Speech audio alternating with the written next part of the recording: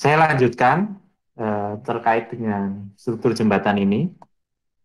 Kita nanti akan belajar lebih detail lagi dengan mungkin kita pakai yang jembatan bentangnya standar dulu. Tadi jembatan standar ada balok T, ada jembatan komposit ini bisa, pakai voided bisa, pakai rangka baja masih bisa di bawah 50 meter kan. Nah, kita di sini akan belajar jembatan komposit. Nah, komposit ini apa? Kita akan pelajari. Jadi, yang dimaksud komposit kalau di dalam dunia teknik sipil ya, itu biasanya karena memang adanya perbedaan material yang mempunyai nilai elastisitas yang berbeda. Nah, kita kemarin sudah belajar beton gitu ya. Elastisitasnya kan sekitar di 20-an ribu kalau nggak salah. 20 sampai 25 gitu ya. Baja, baja elastisitasnya, modulus elastisitas saya maksud, itu sekitar 200 ribu. 10 kali lipat dari ton. Hingga dia kan mempunyai kuat tarik yang lebih tinggi, sedangkan kalau beton kan tidak, tapi dia mempunyai kuat tekan yang cukup bagus.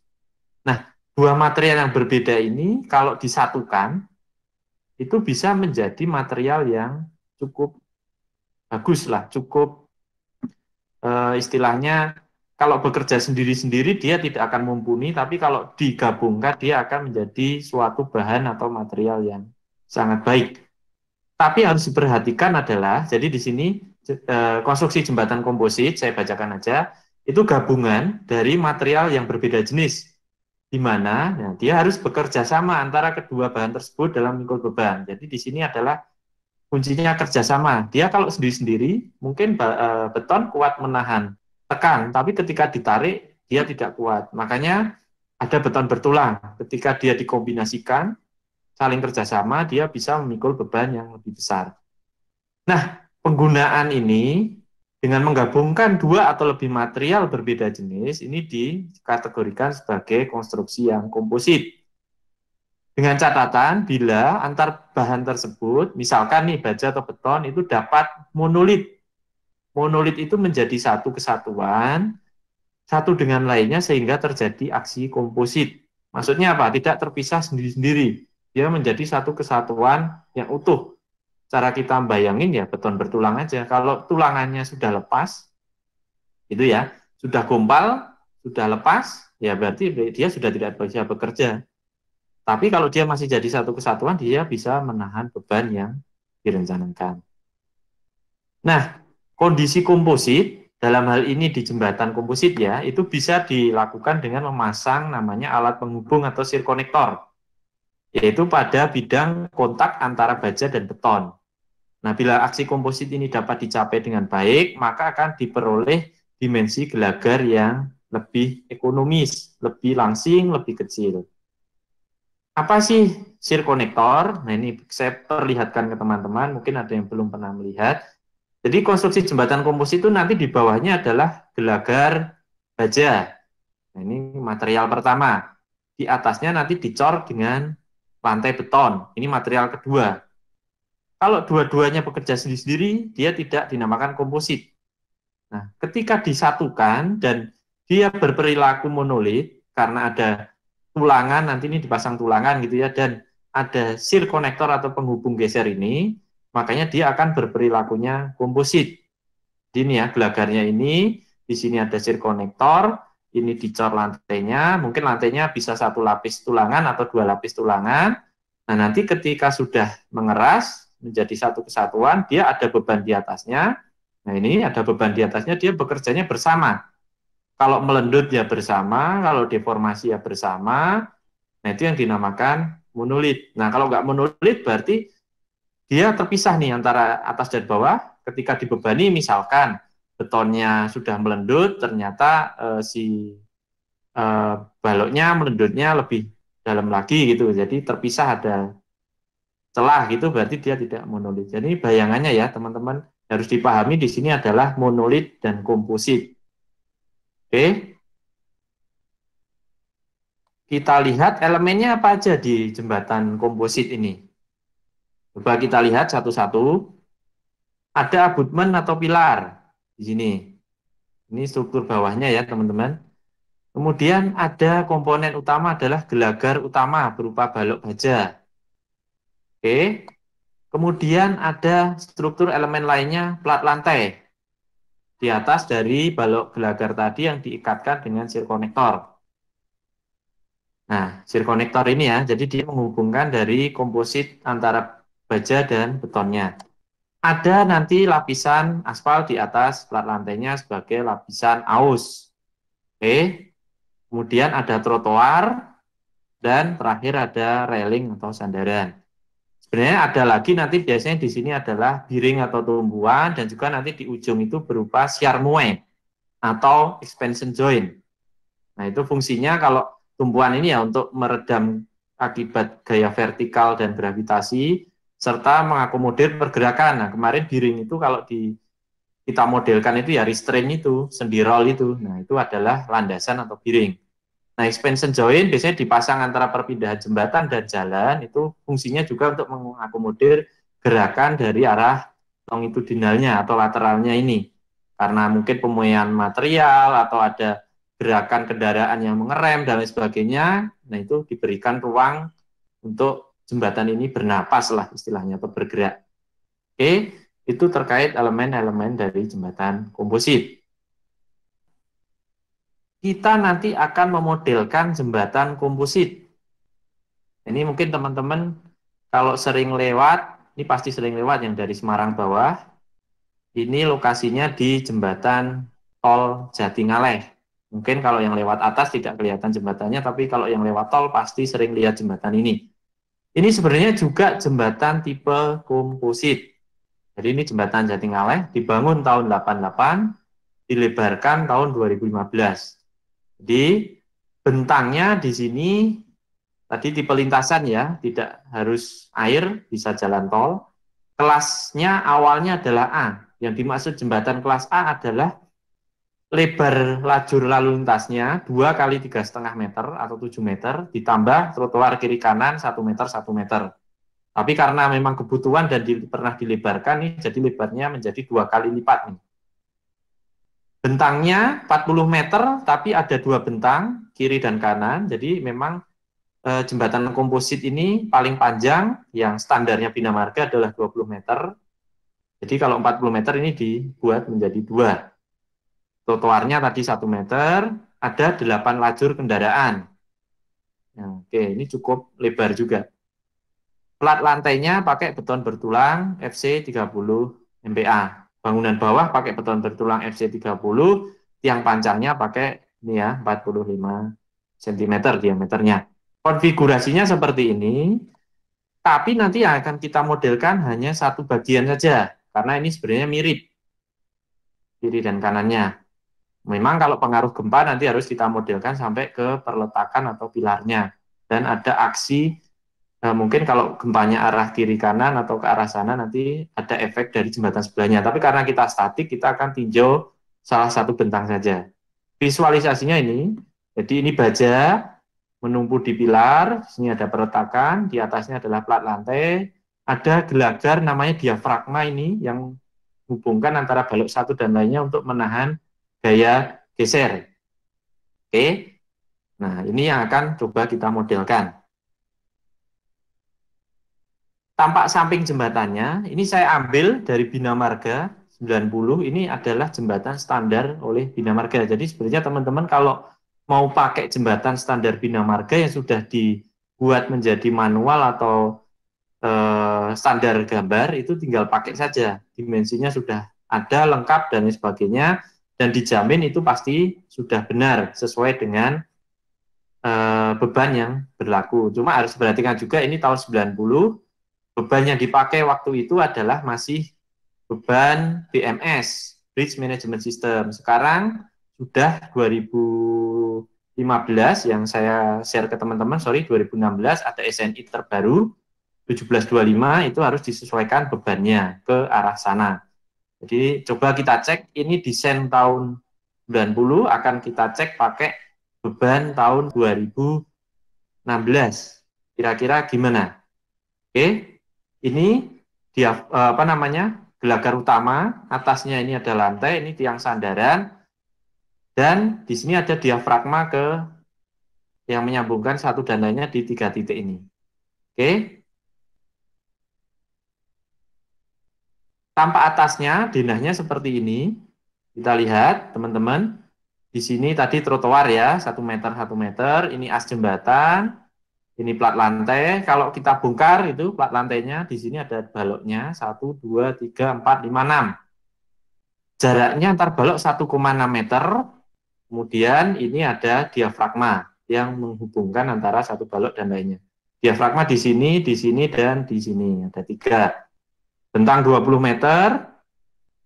Lebarnya adalah, kalau tadi lalu lintas kelas A 7 meter, jadi ini misalkan ke arah Semarang dan ini ke arah atas atau Gombel gitu ya, kalau di jembatan Jatingalih tadi. Untuk standarnya seperti ini, itu karena sudah dilebarkan dia menjadi lajurnya cukup banyak.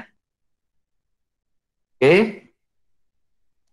Nah, ini detail sambungan-sambungan pada gelagar induk. Nah, kalau kita desain 20 meter kan tidak mungkin ada rangka atau batang dari baja yang panjangnya 20 meter. Paling-paling kebanyakan segmennya itu 6 meteran. Itu yang banyak diproduksi, atau kalau special case 12 meter gitu ya. Nah, makanya dibutuhkan alat sambung. Alat sambung di sini kalau untuk baja bisa las ataupun pakai baut. Nah, di sini didesain pakai baut. Prinsip sambungan pada jembatan itu harus lebih kuat dari material yang disambung.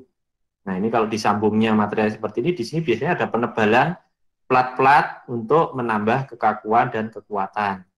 Jadi ini harus lebih kuat, prinsipnya diingat-ingat ya, dari yang disambung.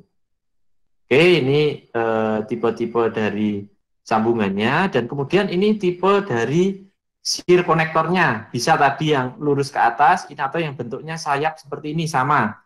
Ini bisa untuk mengakomodir juga aksi komposit tadi. Oke, detail dari lantainya, ini lantainya di sini tebalnya sekitar 20 cm. Nanti di sini ada aspal, biasanya kalau lapis aus, AC, WC ya, wiring course, itu hanya 5 cm lah. Nah, ini memang dibuat crown atau istilahnya miring untuk akomodir air ini supaya bisa dibuang di pipa cucuran.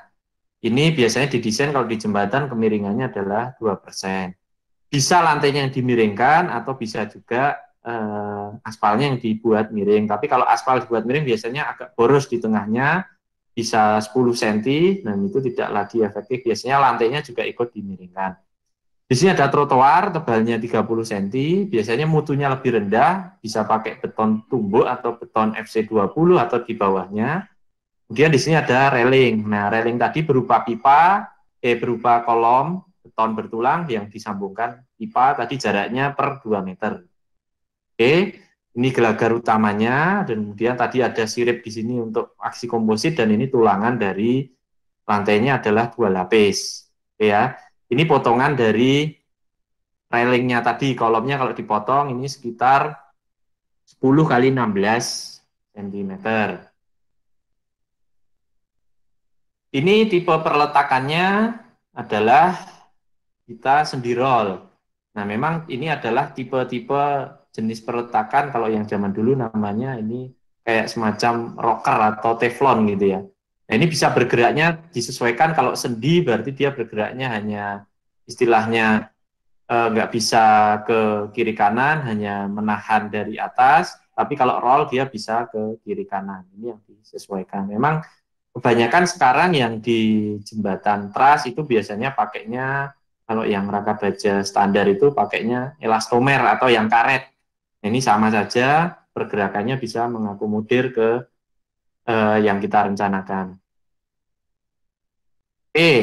Sama, kalau kita mau memodelkan kembali, ingat kemarin yang harus kita lakukan adalah membuat section properties dan mendefinisikan materialnya. Di sini sudah saya sajikan untuk kemudahan teman-teman, karena ini sistemnya ngecek desain ya. Kalau perencanaan berarti ya kita harus kira-kira dulu, kira-kira ini berapa, untuk kita bisa masukkan, nanti kita dapatkan capacity rasionya seperti kalian desain ruko atau gedung kemarin ya. Karena ini kita mau ngecek, saya sudah dapat gambarannya kira-kira seperti ini. Tapi kalau memang merencanakan, berarti ini masih kosong semua teman-teman. Teman-teman yang mendefinisikan sendiri. Jadi di sini ada profilnya kira-kira cuma 3 butuhnya. Ada gelagar IWF untuk gelagar utama, diafragmanya berupa C kanal, dan plat lantai.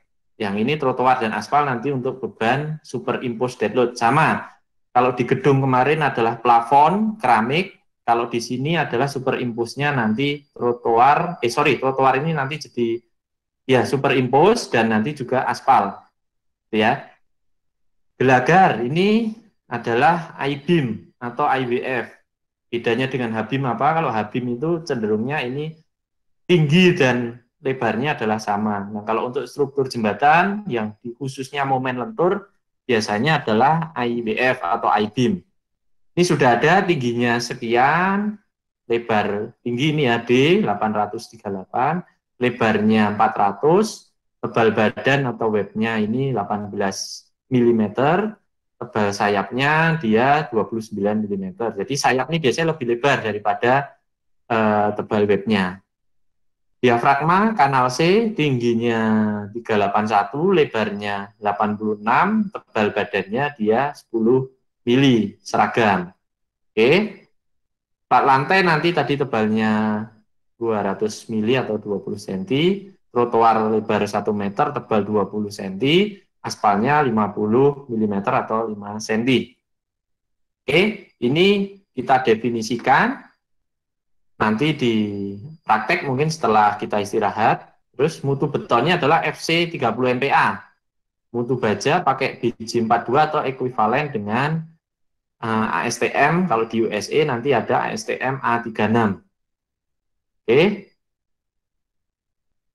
Kita akan belajar dulu terkait pembebanan. Ini tolong diperhatikan teman-teman ya. Karena nanti UTS kalian tidak ada, tapi akan desain jembatan. Dan prinsip utama desain jembatan, kita harus paham pembebanan di jembatan karena cukup berbeda dengan pembebanan di gedung. Nah, nanti kalian harus mendefinisikan beban sendiri, beban hidupnya apa, beban mati tambahannya apa, dan beban aksi-aksi yang lainnya. Oke, kita lihat. Saya mengacu ke SNI 1725-2016, pembebanan untuk jembatan. Di sini ada clustering 4 kelompok pembebanan di SNI tersebut. Ada beban permanen, itu di pasal 7, beban lalu lintas di pasal 8, ada aksi lingkungan di pasal 9, dan aksi-aksi lainnya di pasal 10. Kita lihat masing-masingnya. Yang warna biru, ini nantinya saya akan gunakan di pemodelan ini. Mungkin yang warna putih di kesempatan yang lain memang kalau dibutuhkan. Oke, beban permanen itu apa? Isinya adalah berat sendiri atau MS, pasal 7.2. Kemudian ada beban mati tambahan atau MA di pasal 7.3. Kemudian ada beban akibat tekanan tanah atau TA di pasal 7.4. Beban lajur atau beban lalu lintas, pasal 8 tadi, itu ada beban lajur D atau TD di pasal 83. Ada beban truk T atau TT pasal 8.4. Kemudian ada faktor beban dinamik atau FBD di pasal 8.6. Ada gaya rem TB pasal 8.7, gaya sentrifugal TR 8.8, beban pejalan kaki atau TP pasal 8.9, beban tumbuhan kendaraan TC pasal 8.10, beban fatik 8.11. Oke. Aksi lingkungan pasal 9 ada penurunan ES pasal 9.2, gaya akibat deformasi suhu susut rangka prategang di 9.3. Ada aliran air, benda hanyutan, tumbukan, ini kalau yang bawahnya air ya, dan bisa untuk dia tumbukan kayu misalkan atau tumbukan tongkang misalkan untuk lalu lintas air di pasal 9.4. Tekanan hidrostatis dan gaya apung EU 9.5. Ada beban angin dan beban gempa. Nah, sorry ini beban angin nanti akan kita masukkan di aksi lingkungan, ini akan kita input tapi ini belum saya warnai. Kemudian aksi-aksi lainnya apa? Ada friksi pada perletakan, ada pengaruh getaran, dan ada beban akibat pelaksanaan. Nah, pelaksanaan ini juga harus diperhatikan teman-teman kalau memang pelaksanaannya mengubah statika dari struktur. Maksudnya gimana? Kalau seperti kita nanti yang simple beam itu biasanya tidak mengubah statika struktur, tapi kalau yang seperti kabel stay atau box tadi ya, ketika belum nyambung, dia kan statikanya adalah cantilever.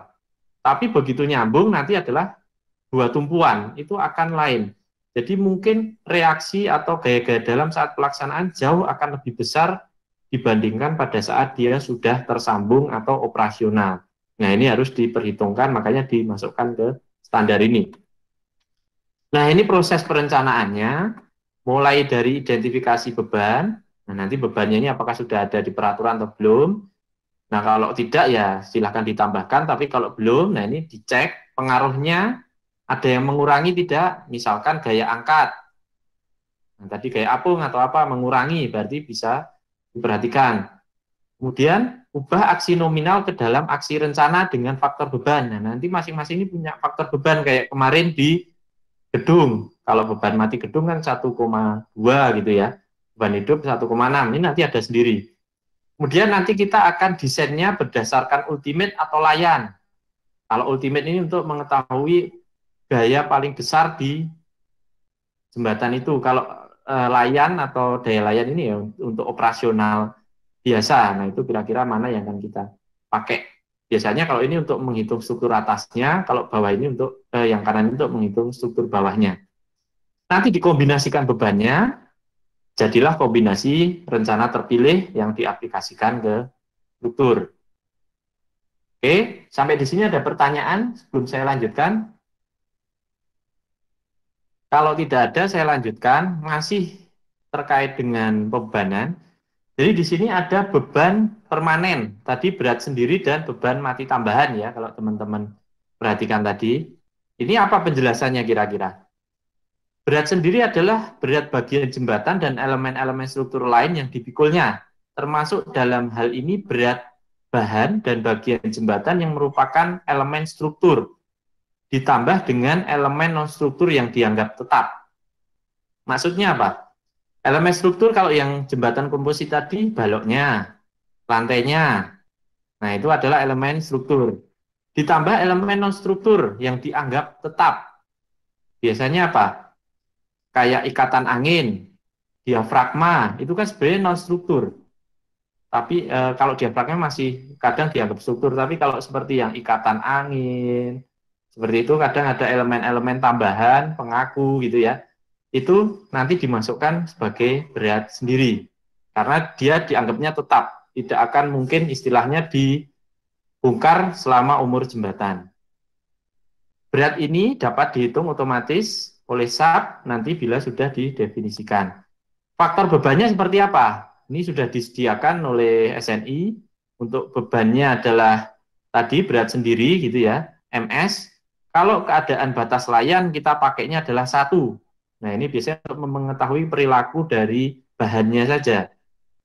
Nah, kalau ultimate untuk mengetahui dari kapasitas ultimate struktur, ini biasanya kita pakainya adalah yang 1,1 untuk baja. Jadi baja itu lebih cenderungnya terkontrol dari pabrikasinya, dimensinya, makanya dia cukup kecil saja 1,1. Tapi beton di sini pracetak 1,2. Tapi kalau beton cor di tempat 1,3. Dia jadi lebih tinggi tidak ketidakpastiannya. Kayu ini 1,4, mungkin karena keseragamannya bisa sangat bervariatif sehingga dia dinaikkan. Nah, ini yang terkurangi ini nanti untuk misalkan dia berkombinasi dengan gaya-gaya aksi lingkungan biasanya.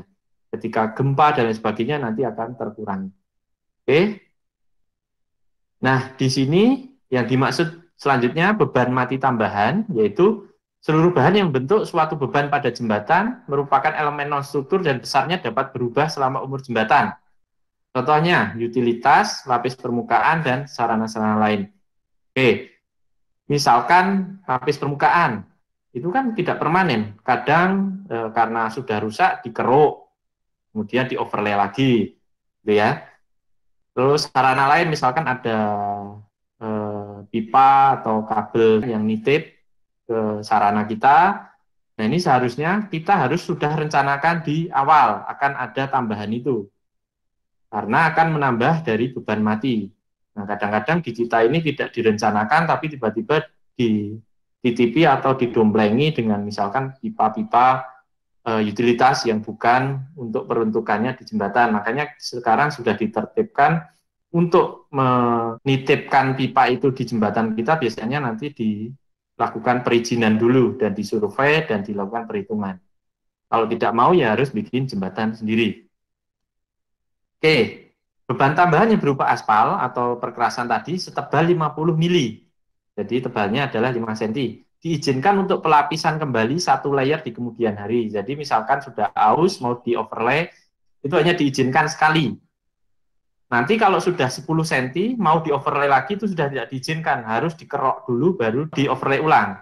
Karena akan menambah beban mati sendiri yang akan mengurangi kapasitas dari jembatan. Nah, beban mati tambahan ini nanti harus didefinisikan dan diinputkan di dalam SAP. Nah, faktor-faktornya ini, nah ini tadi kalau kita pakai yang untuk layan adalah 1, kalau nanti yang batas ultimate biasanya ini pakainya 2 atau 1,4. Ini umum, kalau kita nggak ngawasi, kalau khusus ini terawasi, misalkan kayak lapis permukaan ini kan pasti kita yang akan melakukan overlay, makanya kita 1,4.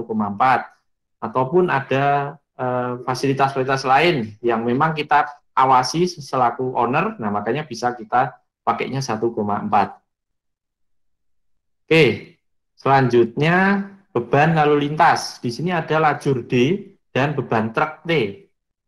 Nah, ini yang spesifik, yang berbeda dengan perencanaan gedung adalah di sini.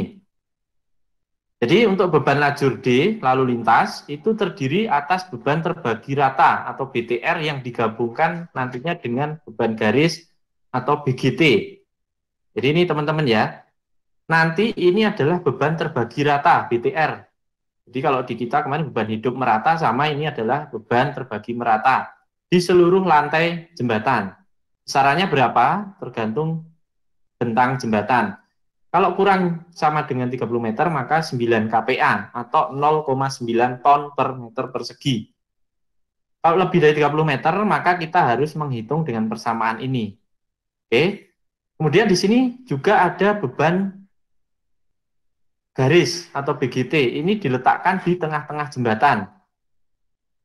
Lebarnya selebar dari lalu lintas, intensitasnya adalah 49 kN per meter atau sekitar 4,9 ton per meter.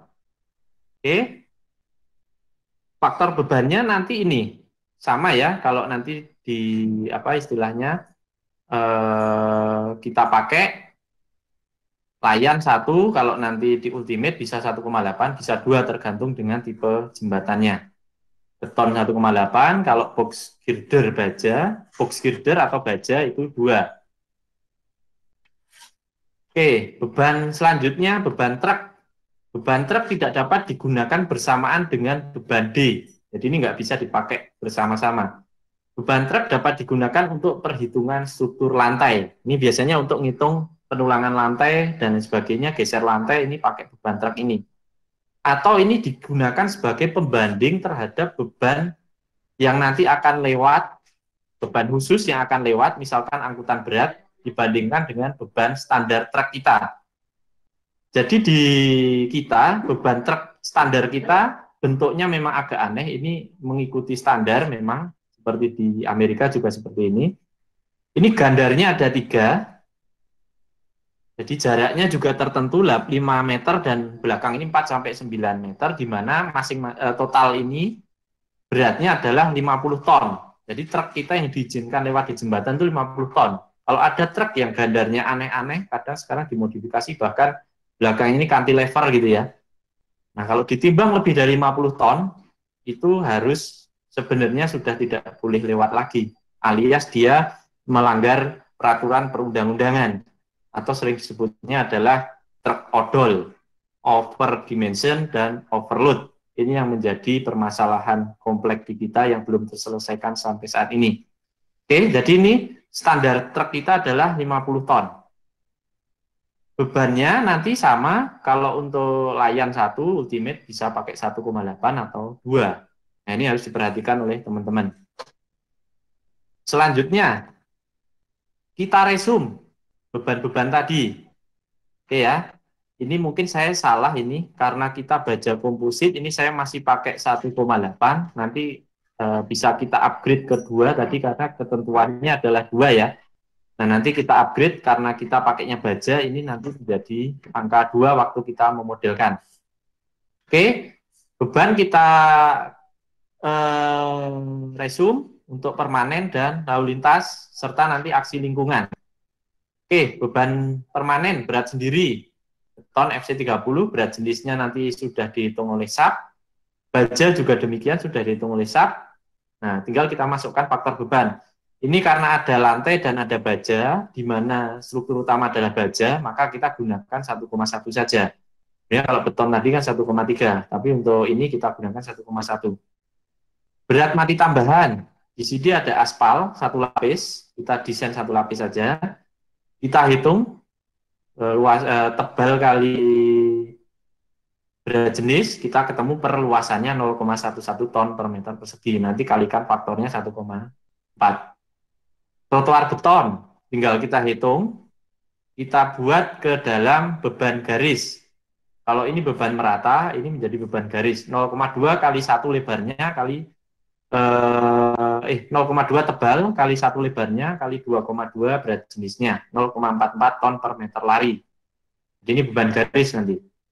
Dan railing tadi ada kolomnya, ada pipanya. Nah, ini kita hitung saja, kolomnya 0,6 kali 0,1 tadi ya, dikalikan tingginya 1,25 kalikan berat jenis beton 2,4, ditambahkan ini berat railing nih sudah saya hitung atas bawah.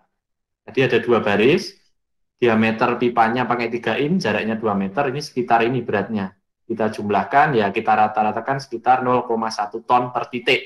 Jadi 100 kilo lah nanti kita inputkan menjadi beban titik. Kalikan faktor bebannya nanti. Beban lalu lintas. Oke, kita lihat. Karena ini beban lajur, BTR, beban terbagi meratanya, bentangnya kurang dari 30, jadi 20 meter tadi case kita, maka kita langsung masukkan 9 kPa atau 0,9 ton per meter persegi. Nah, nanti kita kalikan ini dengan angkanya tadi kita ubah 2. Kemudian ada beban garis terpusat di tengah bentang jembatan. Oke, beban garis terpusat tadi harus kita kalikan dengan suatu faktor, tadi besarannya kan 49 ya, kilonewton per meter atau 4,9 ton per meter lari, dia beban garis. Kita kalikan suatu faktor beban dinamis. Faktor beban dinamis itu apa? Jadi kalau misalkan kendaraan lewat di atas jembatan, itu kan ada getaran mesin, kemudian ada istilahnya kadang jalan yang tidak rata, makanya dia memberikan efek dinamik. Nah, karena ada efek dinamik, maka beban itu teramplifikasi atau menjadi terbesarkan karena suatu faktor.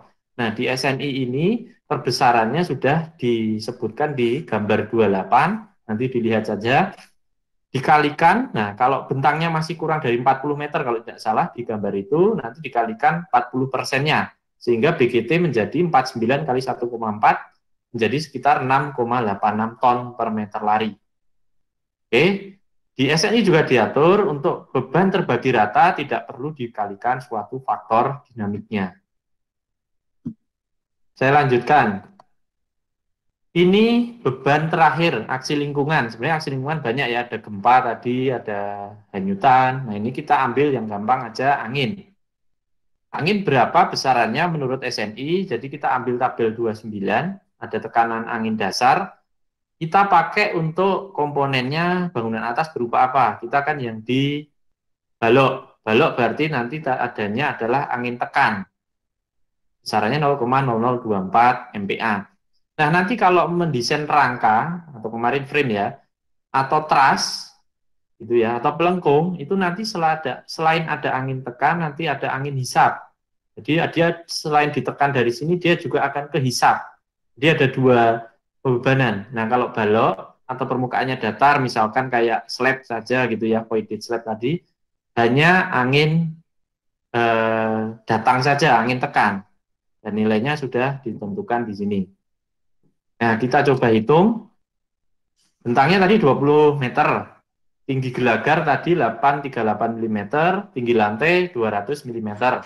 Nah, kita anggap angin ini bekerja adalah 90 derajat tegak lurus terhadap bidang kontak kita. Berarti tinggi totalnya kita jumlahkan saja 1,038 meter atau 1038 mm.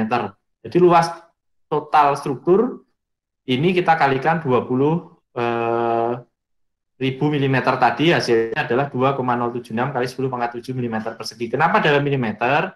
Karena akan kita kalikan dengan MPa. MPa kan Newton milimeter, sehingga nanti lebih mudah. Oke, sehingga beban pada angin struktur kita tinggal masukkan 0,0024 kalikan angka tadi, kita dapatkan besarannya 49.824 Newton. Kalau kita bikin ke ton, berarti 4,98 ton. Oke, beban ini nantinya kita akan aplikasikan menjadi beban titik atau beban join seperti kemarin teman-teman di struktur gedung. Sehingga nanti beban ini kita bagikan, karena saya kemarin sudah membuat 11 join, bisa macam-macam sih teman-teman, bisa dibuat terserah, tapi karena saya set 11 join untuk menempatkan beban trotoar, juga beban titik, saya di sini juga tempatkan beban angin sesuai dengan join yang ada. Kita bagi 11, besarannya adalah 0,453 ton per join atau 453 kg per join. Nah, kita masukkan, nanti kita kalikan faktor bebannya. Ada pertanyaan sampai sini? Ini sudah selesai pembebanan, termasuk tinggal kita kombinasinya. Silahkan.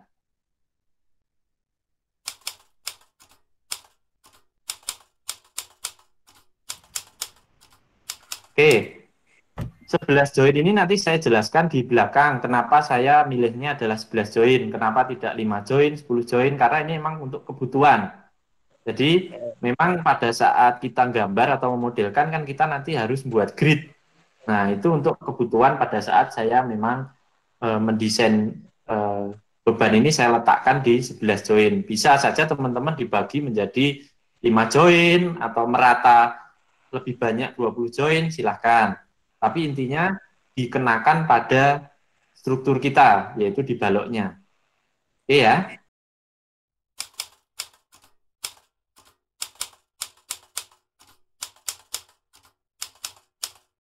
Ya, railing nanti pakai poin, titik. Sama, railing tadi itu kan sebenarnya memanjang, tapi kan utamanya dia di kolom-kolomnya kan, pipa-pipa tadi kita masukkan ke dalam beban atau kita include-kan di kolomnya, gitu kan, sehingga nanti jadinya adalah beban titik juga yang di railing tadi.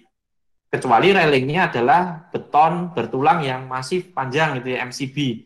MCB itu mass concrete barrier. Nah, yang di tengah tol itu biasanya. Nah, itu berarti jadi beban garis nantinya. Karena ini railingnya bentuknya pipa, dan nanti ada tiangnya, kita jadikan beban join aja. Nah, nanti angin ini juga jadi beban join, tapi arahnya lain. Arahnya dari samping, yaitu angin tekan. Sudutnya sebenarnya ada macam-macam, bisa divariasikan dari 0 sampai 90 derajat.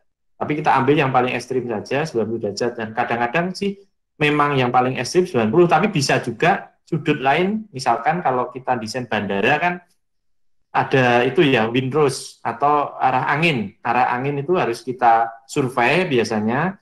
Nah, arah angin dominan misalkan di daerah Tembalang ini dari arah misalkan selatan ke utara, atau misalkan tenggara. Nah, ketika kita bangun jembatan yang posisinya mungkin tidak tegak lurus, nah, angin itu harus kita aplikasikan sesuai sudut datangnya. Misalkan kalau tenggara ya 45 derajat, misalkan gitu ya. Kalau jembatan kita menuju timur barat, nah, berarti kita harus aplikasikan sesuai sudutnya. Tapi dalam hal ini kita akan gunakan 90 derajat.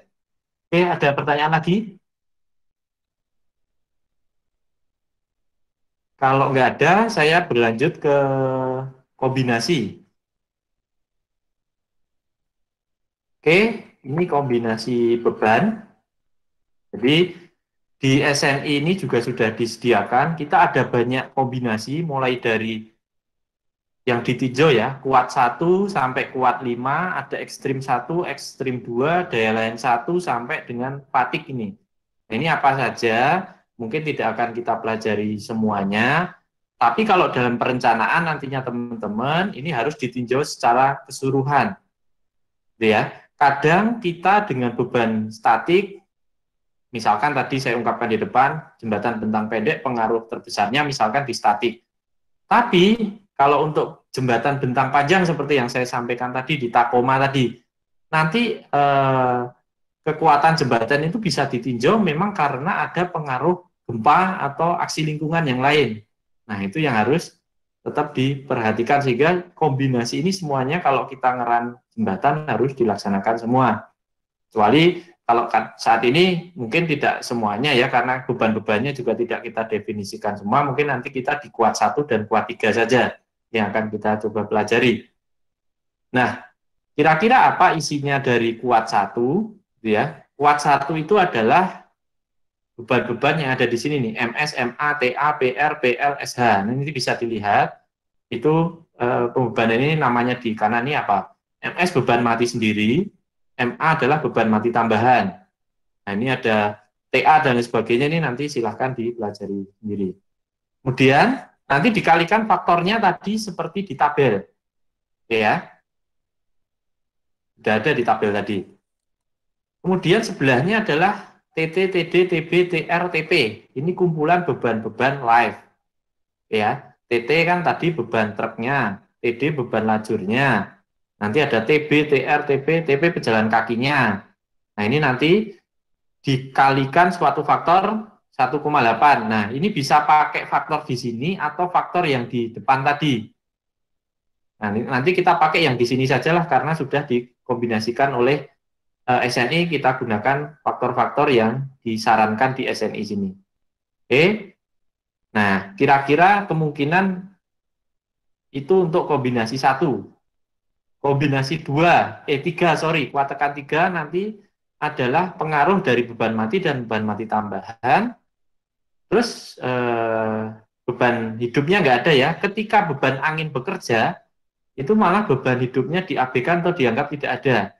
Karena dianggapnya kita mau lihat struktur ini terhadap kuat 3 ini adalah kekuatan struktur terhadap gaya angin jika melebihi 90 km per jam. Nah, makanya nanti kita akan gunakan dua kombinasi ini aja. Kuat 1 dan kuat 3. Kuat 1 berarti 1,1 ms karena baja tadi ya. 1,4 MA untuk beban mati tambahan, 1,8 TD ditambah 1,8 TP. Kuat 3 berarti 1,0 ms ditambah 1,4 MA ditambah 1,4 EWS. EWS adalah beban angin kita tadi. Nah, ini yang nanti akan kita masukkan dalam perencanaan.